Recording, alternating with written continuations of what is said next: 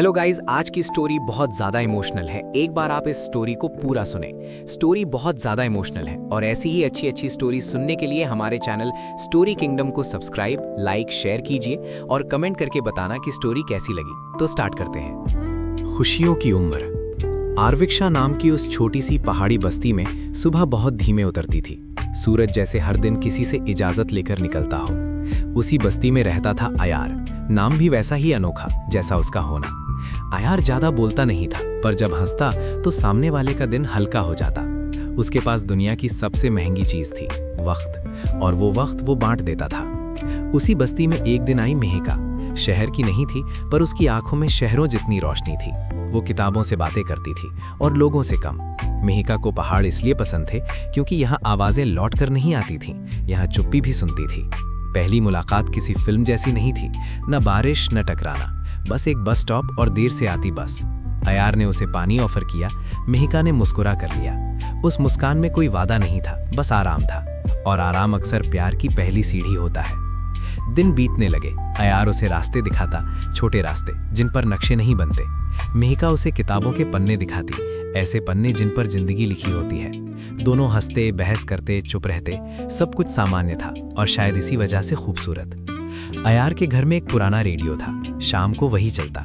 मेहिका कहती, तुम्हें पता है रेडियो आज भी जिंदा है। अयार कहता, क्योंकि कुछ आवाजें कभी बूढ़ी नहीं होती।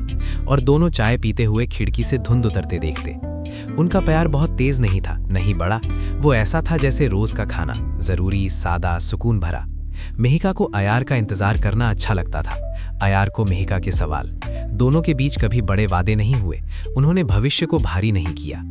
एक दिन मेहिका बीमार पड़ी। कुछ साधारण सा लगा। अयार दवा लाया, सूप बनाया, रेडियो की आवाज धीमी कर दी। मेहिका ने कहा, अगर कभी मैं कमजोर पड़ूं तो मुझे मजबूत बनने मत कहना, बस पास बैठ जाना। अयार ने सिर हिलाया। वो वादा नहीं था, पर निभा लिया गया। मेहिका ठीक हो गई और उनके दिन और हल्के हो गए। उन्होंने त्योहार मनाए बिना वजह के। अयार ने पहली बार नाचना सीखा, अजीब सा पर ईमानदार। मेहिका हंसते हंसते रो पड़ी। उसने कहा, तुम्हारे साथ मैं सुरक्षित महसूस करती हूँ। अयार ने जवाब नहीं दिया, उसने हाथ पकड़ लिया। वक्त जो अयार के पास बहुत था अब उड़ने लगा, पर दोनों ने उड़ान पर ध्यान नहीं दिया। मेहिका को शहर लौटना था, कुछ कागजी काम, कुछ अधूरे सपने। अयार ने उसे बस तक छोड़ा। उसने कहा, जल्दी आना। मेहिका ने कहा, मैं कहीं जा नहीं रही हूँ, दूर नहीं। बस चली। पहाड़ वही रहे, पर रास्ता बदल गया।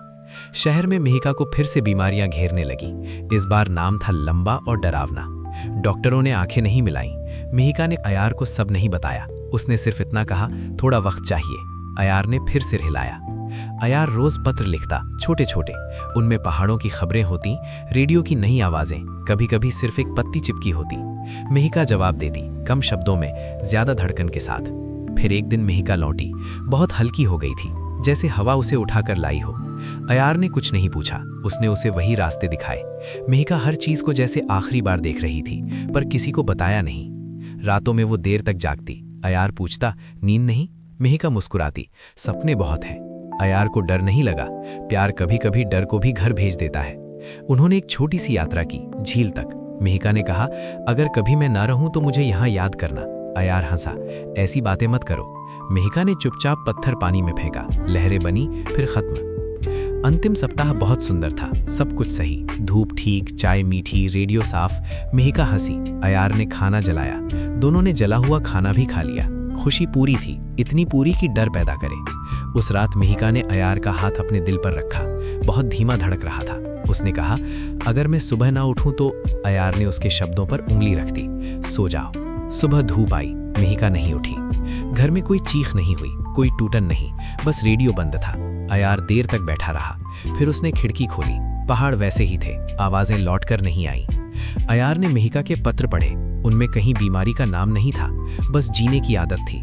उसने झील तक का रास्ता अकेले तय किया।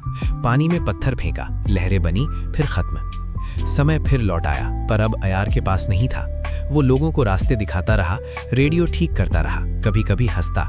खुशी याद बन गई थी, और यही सबसे दुखद बात थी। उनकी कहानी पूरी तरह खुश थी, अंत तक। बस अंत में मेहिका नहीं थी, क्योंकि कुछ प्यार इतने पूरे होते हैं कि उनके बाद कुछ भी अधूरा नहीं लगता, सिवाय सांस के। अयार ने कभी ये नहीं सोचा था कि किसी की अनुपस्थिति भी आवाज बन सकती है।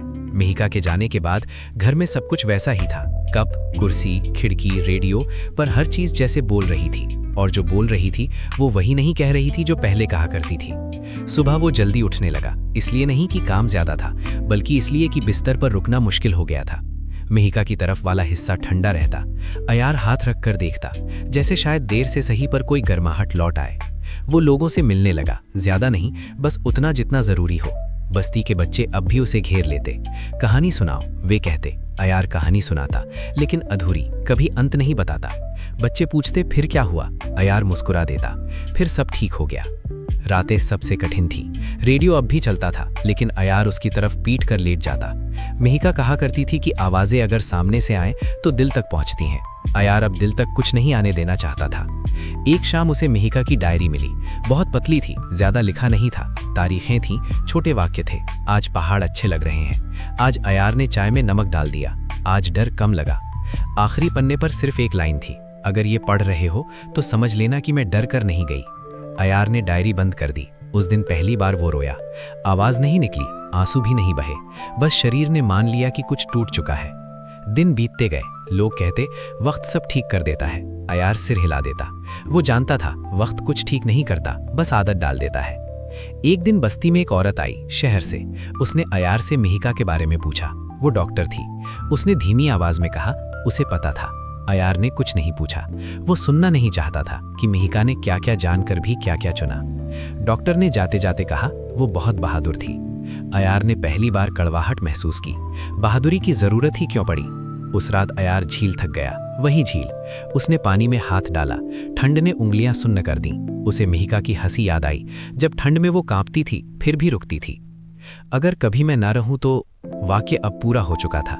अयार ने झील के किनारे बैठकर बात की, किसी से नहीं, बस हवा से। उसने बताया कि वो अब भी रास्ते दिखाता है, कि बच्चे अब भी कहानी सुनते हैं, कि रेडियो अब भी जिंदा है। उसने बताया कि वो ठीक है। झूठ बोलना आसान था, सच चुपचाप बैठा था। कुछ महीनों बाद अयार ने बस्ती छोड़ दी। कोई ऐलान नहीं किया, बस सुबह सुबह चला गया। रेडियो उसने किसी बच्चे को दे दिया, कहा आवाजों का ख्याल रखना। वो शहर गया, वही शहर जहां मिहिका बीमार पड़ी थी। उसने गलियां देखी, अस्पताल के बाहर देर तक खड़ा रहा, भीतर नहीं गया। कुछ जगहें जवाब नहीं देती, सिर्फ सवाल बढ़ा देती हैं। शहर में अयार काम करने लगा। लोग थे, शोर था, रोशनी थी, पर सब कुछ सपाट। कोई पहाड़ नहीं था जो आवाजें रोक ले। यहाँ हर आवाज टकराकर लौट आती थी। कभी कभी उसे लगता अगर वो मिहिका को ज्यादा रोकता, ज्यादा पूछता तो शायद फिर वो खुद को रोक लेता। मिहिका ने डर कर नहीं जाने का वादा किया था। अयार उसके फैसले को छोटा नहीं करना चाहता था। एक दिन बस स्टॉप पर उसे वही पल याद आया, पहली मुलाकात। उसने किसी अजनबी को पानी ऑफर किया, सामने वाले ने मना कर दिया। अयार ने मुस्कुराकर बोतल वापस रख ली। कुछ कहानियां दोबारा नहीं होती और कुछ लोग दोबारा नहीं मिलते। अयार ने सीखा कि खुशियां कभी कभी पूरी होती हैं, बस बहुत कम समय के लिए, और वही समय पूरी जिंदगी पर भारी पड़ जाता है। वो अब भी चलता है, सांस लेता है, हंसता है कभी कभी, पर उसके भीतर कहीं एक आवाज अब भी रेडियो से कहती है, कुछ आवाजें कभी बूढ़ी नहीं होती। और वही आवाज हर रात उसे याद दिलाती है कि ये कहानी जितनी खुश थी उतनी ही गहरी उदासी बनकर उसके साथ चल रही है। अयार को अब सपने नहीं आते थे, या शायद आते थे पर सुबह तक याद नहीं रहते।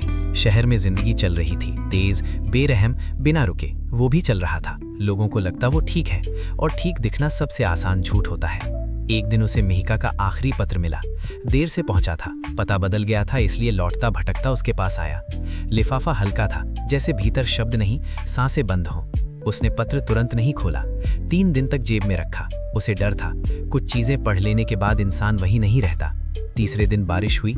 शहर में बारिश भी भिगाती नहीं, बस गंदा कर देती है। अयार खिड़की के पास बैठा और पत्र खोला। लिखावट मिहिका की ही थी, थोड़ी कांपती हुई। अगर ये पत्र तुम तक पहुंचे तो इसका मतलब है कि मैं सही समय पर चली गई। अयार, मुझे पता था कि अंत कैसा होगा। डॉक्टरों ने नाम बता दिया था, दिन भी। मैं चाहती तो लड़ सकती थी और शायद कुछ महीने जीत भी लेती, पर मैं तुम्हें हारते हुए नहीं देखना चाहती थी। तुम्हारे साथ जो समय था वो मेरा इलाज था। मैं दर्द के साथ जी सकती थी, पर तुम्हारी आंखों में डर के साथ नहीं। अगर कभी लगे कि मैं स्वार्थी थी तो याद रखना, मैंने जीने से ज्यादा तुम्हें बचाने की कोशिश की। पत्र वहीं खत्म हो गया। अयार बहुत देर तक बैठा रहा। उसके हाथ कांप नहीं रहे थे, आंखें भी सूखी थीं, जैसे शरीर ने पहले ही सारा रोना कर लिया हो। उस रात उसने रेडियो खरीदा, बिल्कुल वैसा ही पुराना। उसे ठीक किया। आवाज आई, खरखराती, अधूरी, जिंदा। रेडियो से एक गाना बजा, वही जो मिहिका को पसंद था। अयार पहली बार जोर से रोया।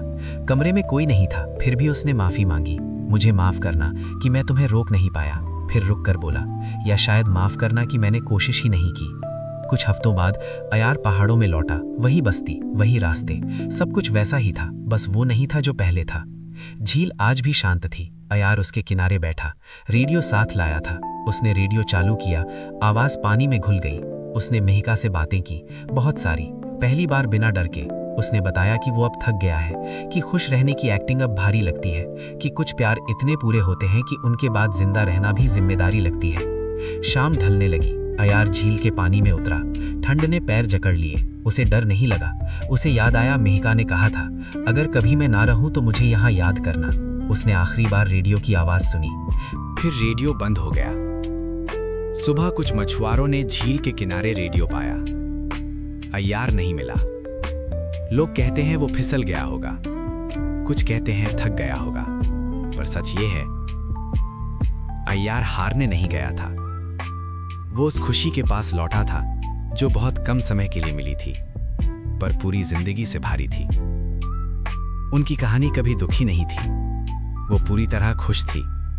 बस खुशी की उम्र बहुत छोटी थी। और शायद सबसे दुखद अंत वही होता है जहां प्यार मरता नहीं, बस इंसान जीना छोड़ देता है। किसी को ये कभी पता नहीं चला कि ऐसी कोई कहानी है और ये कब शुरू हुई और कब खत्म हो गई।